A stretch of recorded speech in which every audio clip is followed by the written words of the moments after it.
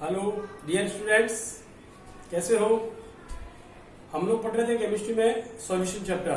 ठीक है, जहां तक हम लोग पढ़ चुके थे उसके आगे का हम लोग डिस्कस करेंगे। तो हमारा जो चैप्टर है वो है अपना सॉल्यूशन। आपके 12th बोर्ड का कंपटीशन लेवल का बहुत ही इंपॉर्टेंट चैप्टर है ये। इसके लिए concentration terms, vapour pressure of liquid solution, ऐसे कई सारे टॉपिक्स हम लोग पहले डिस्कस कर चुके हैं। अपना जो टॉपिक चल रहा था वो था कोलिगेटिव प्रॉपर्टीज को लेकर के। ठीक है, colligative properties. Colligative properties means अणुसंख्यक गुणधर्म।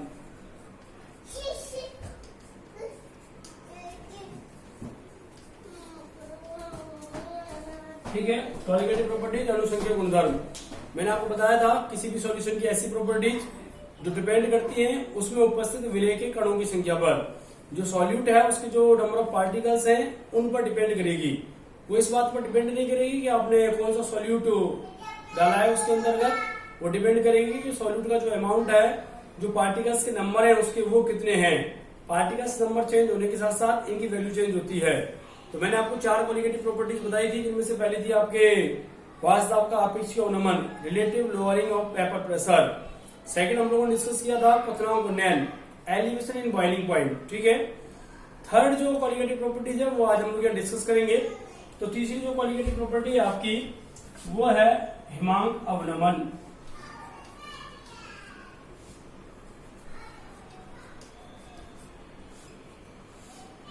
Depression in freezing point.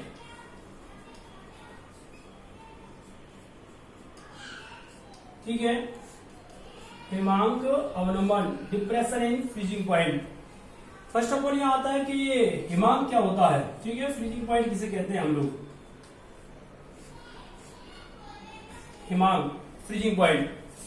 तो देखिएगा किसी भी लिक्विड के लिए उसका जो हिमांक है वो एक ऐसा टेम्परेचर होता है जिस पर उसका वाष्प दाब उसकी सॉलिड स्टेट के वाष्प दाब की क्या हो, इक्वल हो। मतलब किसी भी लिक्विड के लिए हिमांक वह ताप होगा, ठीक है, जिस पर उसका जो वाष्प दाब है वो इक्वल हो जाता है किसके, उसके ठोस अवस्था में वाष्प दाब के।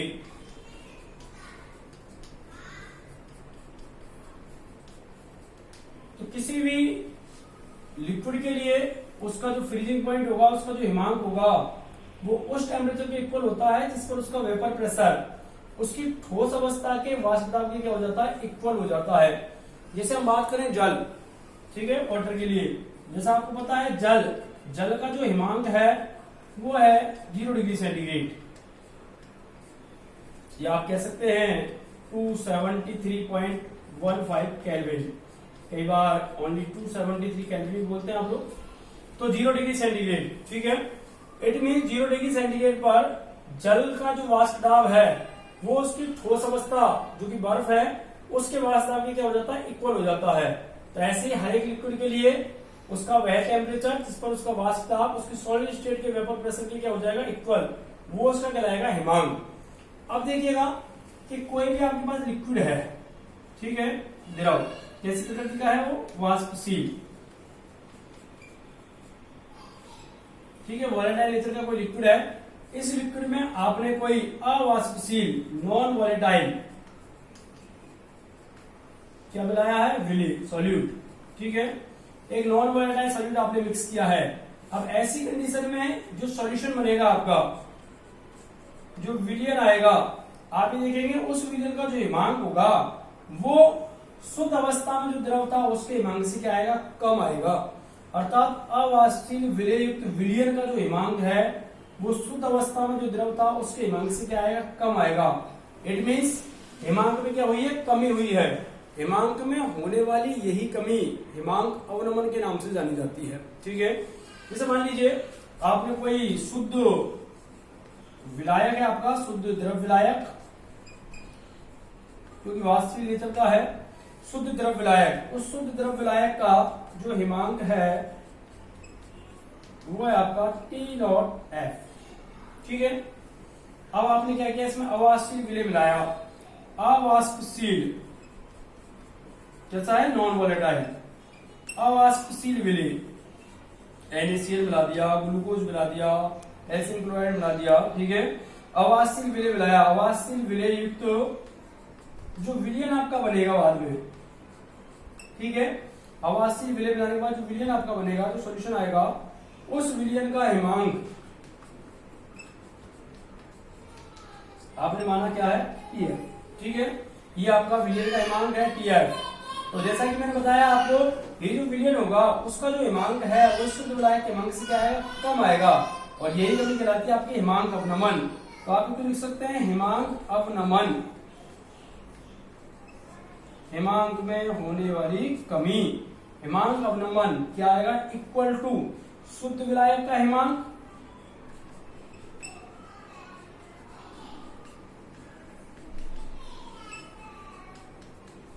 माइनस विलयन का हिमांक। जो प्योर सॉल्वेंट था, उस प्योर सॉल्वेंट के फ्रीजिंग पॉइंट में से आप सॉल्यूशन का फ्रीजिंग पॉइंट माइनस करेंगे, तो जो डिप्रेशन हुआ है फ्रीजिंग पॉइंट पे वो आपके पास आएगा। इसे हम लोग रिप्रेजेंट कर सकते हैं डेल्टा TF से।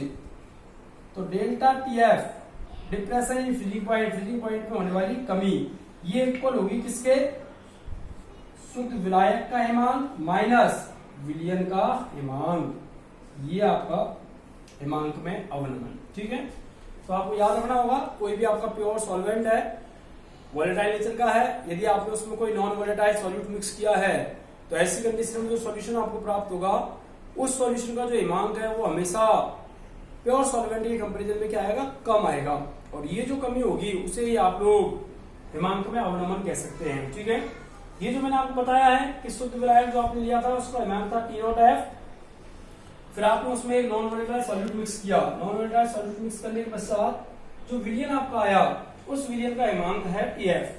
तो ऐसी कंडीशन में जो हिमांक में कमी होने वाली है उसे आप कैलकुलेट कर सकते हैं, शुद्ध विलायक का हिमांक माइनस विलयन का हिमांक, ठीक है। तो डेल्टा TF इक्वल टू आएगा T0F माइनस TF। इसे आप डिग्री सेंटीग्रेड या केल्विन में कैलकुलेट कर सकते हैं, ठीक है। अब इसे हम लोग ग्राफ द्वारा रिप्रेजेंट करेंगे कि ग्राफ द्वारा अगर आप लोगों को हिमांक अवनमन को रिप्रेजेंट करना हो तो किस तरीके का ग्राफ वो आएगा। तो देखिए ये वेपर प्रेशर के लिए और ये आपका टेम्परेचर, ठीक है। यहाँ आएगा आपका वेपर प्रेशर, वाष्प दाब, और यहाँ आ जाएगा आपका टेम्परेचर T, ठीक है। किसी शुद्ध विलायक की सॉलिड स्टेट की जो वाष्प दाब का ग्राफ है टेम्परेचर के साथ, वो इस तरीके से आता है, ठीक है। ये आपका सॉलिड स्टेट के लिए जब वो ठोस अवस्था में था, टेम्परेचर के साथ वेपर प्रेशर इंक्रीज होता है, तो इस तरीके का ग्राफ आएगा। अब देखिएगा आपके पास है शुद्ध विलायक, जब द्रव अवस्था में आपने सॉल्वेंट लिया है तो टेम्परेचर के साथ उसका वेपर प्रेशर इस तरीके से है, और आप देखिएगा इस पॉइंट पर इसका जो वेपर प्रेशर है वो सॉलिड के वेपर प्रेशर की क्या हो गया है, इक्वल हो गया है। तो ये जो टेम्परेचर आएगा जिस पर इस सॉल्वेंट का, जो प्योर सॉल्वेंट आपने लिया हुआ है, विलायक जो लिया हुआ है, उसका वाष्प दाब, ठोस अवस्था वाष्प दाब में क्या हो गया, इक्वल, ये होगा इसका हिमांक T0F, ठीक है। अब आपने इसमें एक अवाष्पशील विलेय नॉन वोलेटाइल सॉल्यूट मिक्स किया, नॉन वोलेटाइल सॉल्यूट मिक्स करने के पश्चात जो सॉल्यूशन आएगा उसका वेपर प्रेशर जो होता है वो मैंने बताया था प्योर सॉल्वेंट के कंपैरिजन में क्या होता है, कम, तो उसका ग्राफ आएगा आपका नीचे। अगर उसका ग्राफ आप टेम्परेचर के साथ बनाएं तो ग्राफ कुछ इस प्रकार का है। तो आप देखिए ये यहां टच कर रहा है, तो ऐसी कंडीशन में जो सॉल्यूशन है आपका अवाष्पशील विलेय की, जो सॉल्यूशन आपने प्रिपेयर किया है, उस सॉल्यूशन का जो हिमांक है वो आएगा आपका TF। प्योर सॉल्वेंट का हिमांक था T0F और सॉल्यूशन का जो हिमांक है वो है TF। ये जो कमी आई है, ये जो डिप्रेशन हुआ है, वो आपका यहां से यहां तक का वो कहलाएगा आपका डेल्टा TF, हिमांक में कमी, ठीक है। तो आप हिमांक अवनमन को इस एक सिंपल ग्राफ द्वारा रिप्रेजेंट कर सकते हैं। वो कोई भी लिक्विड है आपका, उस लिक्विड की जो सॉलिड स्टेट थी, सॉलिड स्टेट का जो वेपर प्रेशर है वो टेम्परेचर के साथ इस तरीके से वेरी कर रहा है, और यहाँ आप देखिएगा प्योर सॉल्वेंट का जो वेपर प्रेशर वो टेम्परेचर के साथ इस तरीके से है। इस पॉइंट पर इस सॉल्वेंट का जो वेपर प्रेशर है वो इसकी सॉलिड स्टेट के वेपर प्रेशर की क्या हो गया, इक्वल, तो ये उसका होगा फ्रीजिंग पॉइंट। उसके बाद आपने इसमें एक नॉन वोलेटाइल सॉल्यूट मिक्स किया अवासील विले, उसके बाद जो प्रिपेयर सॉल्यूशन होगा उस सॉल्यूशन का जो वेपर प्रेशर है वो टेम्परेचर के साथ इस तरीके से वेरी करता है, और इस टेम्परेचर पर जाकर के वो इस सॉलिड स्टेट की वेपर प्रेशर क्या हो जाता है, इक्वल। ये होगा इसका हिमांक। तो आप देखिएगा प्योर सॉल्वेंट के कंपेरिजन में सॉल्यूशन का जो हिमांक है वो आया है कम, ये कहलाएगा आपका हिमांक में अवनमन डेल्टा टीएफ। इस तरीके से आप इस ग्राफ द्वारा इसको रिप्रेजेंट कर सकते हैं। अब देखिएगा कि हिमांक में जो अवनमन है वो विलियन की कंसंट्रेशन के साथ किस तरीके से कनेक्ट होता है। तो हिमांक में जो अवनमन है डेल्टा टीएफ, ठीक है, हिमांक अवनमन डेल्टा टीएफ वो डायरेक्टली प्रोपोर्शनल होता है सॉल्यूशन की मोलरिटी की, मोलरिटी ऑफ सॉल्यूशन। यहाँ जो m है, स्मॉल m जो मैंने लिखा है वो है आपका मोलरिटी, मोललता, ठीक है, ये आपकी सॉल्यूशन की मोलरिटी को रिप्रेजेंट कर रहा है। सॉल्यूशन की जो मोललता है वो स्मॉल m है। तो ऐसी कंडीशन में हिमांक में होने वाला जो अवनमन है डेल्टा टीएफ वो सॉल्यूशन की जो मोलरिटी है उसके डायरेक्टली क्या होता है, प्रोपोर्शनल होता है, delta TF proportional to m। आप इसे ऐसे लिख सकते हैं, delta TF is equal to, ये आपका कांस्टेंट आ जाएगा, KF इंटू n।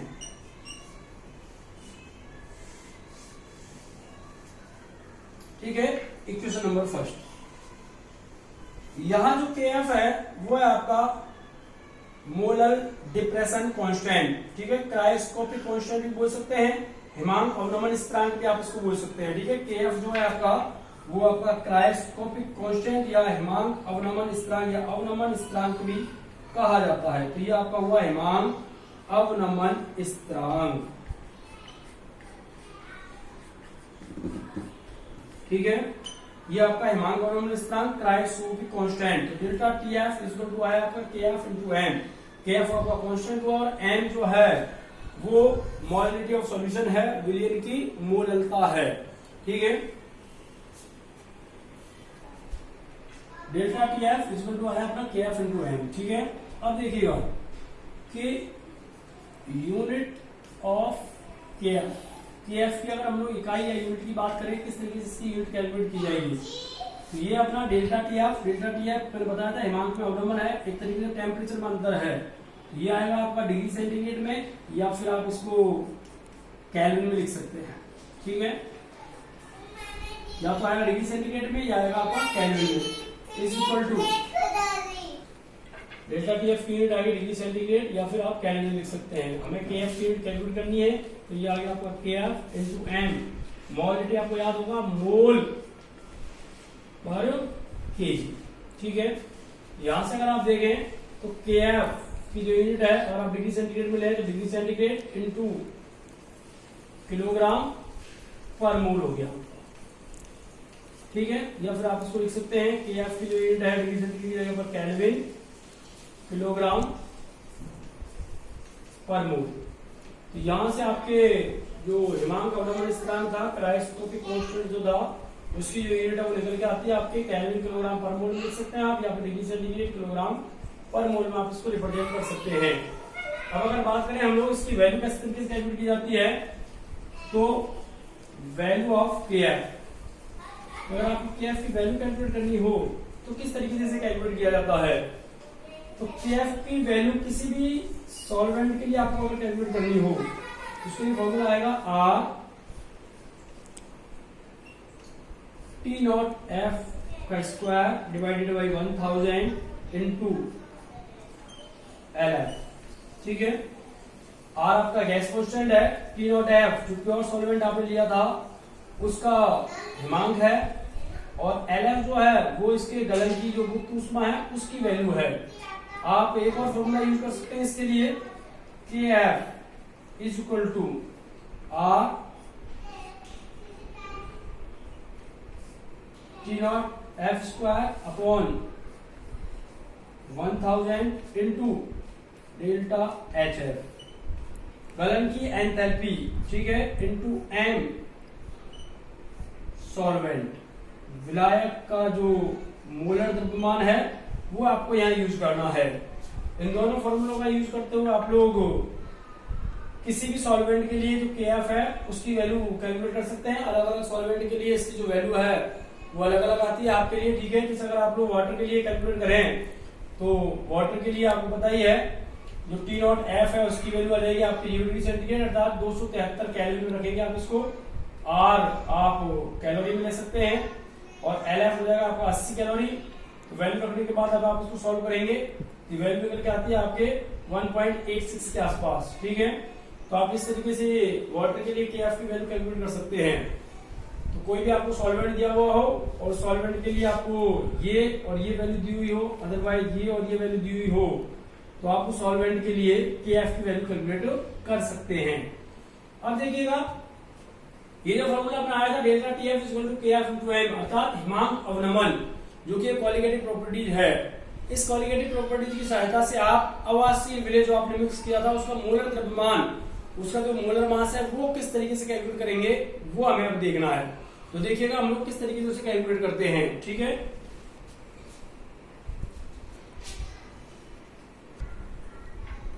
इक्वेशन थी अपनी delta TF equal to KF into M, ठीक है। M मोलिटी है, मोलिटी की वैल्यू आप अगर रखें तो ये आता है आपका delta TF equal to KF into, आपको याद होगा मैंने A जो है वो तो माना था आपका सॉल्यूट और B से मैंने रिप्रेजेंट किया था सॉल्वेंट, ठीक है।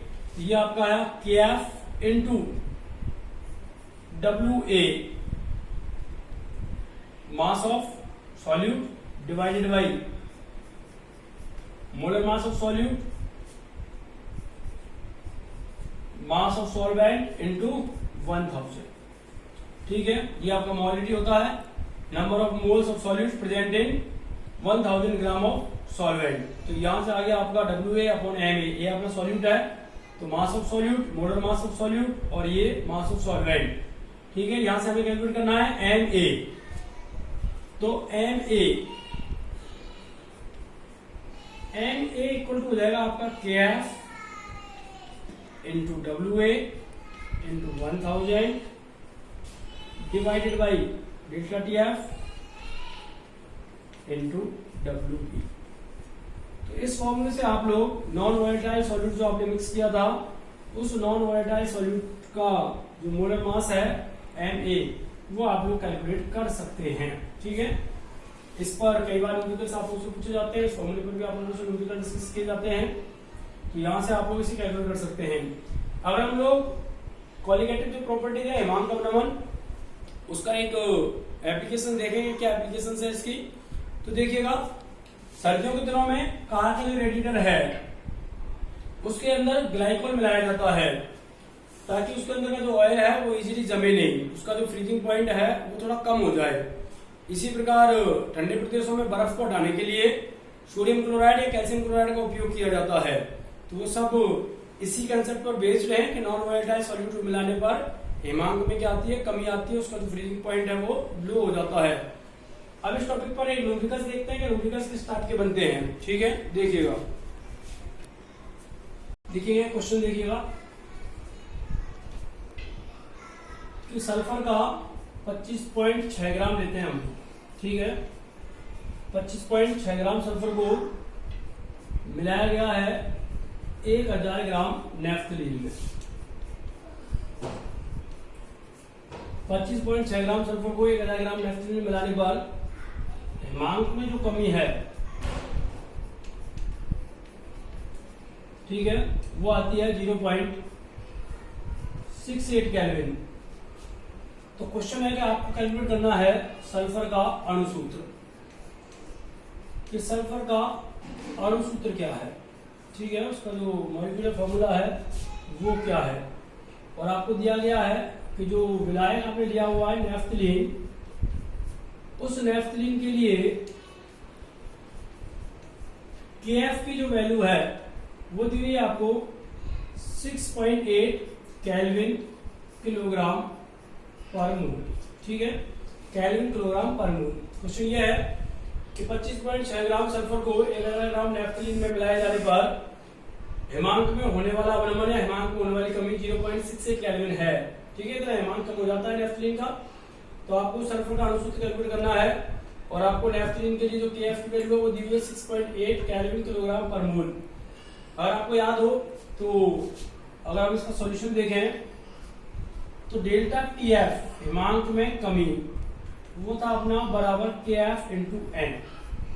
ठीक है, तो यहां से आएगा अपना delta TF is equal to KF into N WA upon MA into WB into 1000। ठीक है, अब जो वैल्यू दी हुई है उन्हें आप पुटअप करें और जो नहीं है वो आप कैलकुलेट करना है। हमें अणुसूत्र कैलकुलेट करना है, उस अणुसूत्र के लिए अपने पास उसका अणुभार होना चाहिए, तो अणुभार हम लोग यहाँ से कैलकुलेट करेंगे। तो अणुभार होता है आपका Na, जिस Na को इधर ले आइए, Na ये आपका सॉल्यूट माना था मैंने, यहाँ सॉल्यूट जो है वो सल्फर है, तो सल्फर का जो मोलर मास है वो हम कैलकुलेट कर लेंगे यहाँ से। ये हो जाएगा आपका KF into WA into 1000 divided by delta TF into WB। अब वैल्यू पुटअप कीजिए। KF दिया हुआ है आपको 6.8, WA वेट ऑफ या मास ऑफ सॉल्यूट कितना दिया हुआ है 25.6 into 1000 divided by delta TF आपको दिया हुआ है 0.68 इंटू WB दिया हुआ है आपको 1000। MA इज इक्वल टू, ठीक है, पॉइंट के बाद 2 डिजिट है, यहाँ पॉइंट के बाद 1, यहाँ पॉइंट के बाद 1, तो ये आपका पॉइंट से ये पॉइंट कैंसिल, 68 से 68 कैंसिल हो जाएगा, 1000 से 1000 कैंसिल हो जाएगा, कितना है आपका 256। तो Na इसका मतलब सल्फर जो है उसका जो मोलर मास है वो आ रहा है 256। अब हमें कैलकुलेट करना है उसका जो मॉलिक्यूलर फॉर्मूला है वो क्या है। तो आपको पता होना चाहिए सल्फर का जो अणुभार है, ठीक है, सल्फर का जो अणुभार है वो होगा उसके अणुओं की संख्या x इंटू सल्फर के परमाणु भार के बराबर। ये आपको दिया हुआ है 256 जो हमने कैलकुलेट किया है। x उसके एक अणु उपस्थित के परमाणुओं की संख्या है, number of atoms present in 1 molecules of sulphur, और सल्फर का जो एटॉमिक मास है वो आपको पता है 32 होता है। यहां से अगर आप कैलकुलेट करें तो x इक्वल क्या आ रहा है आपका 8। तो इट मीन सल्फर का जो अणुसूत्र है, सल्फर का जो मॉलिक्यूलर फॉर्मूला है वो क्या आएगा आपका इज इक्वल टू S8। ठीक है, तो यहां से इस तरीके से सवाल कैलकुलेट किए जाते हैं। बाकी आगे हम लोग कल नेक्स्ट लेक्चर में डिस्कस करेंगे। ठीक है, थैंक यू।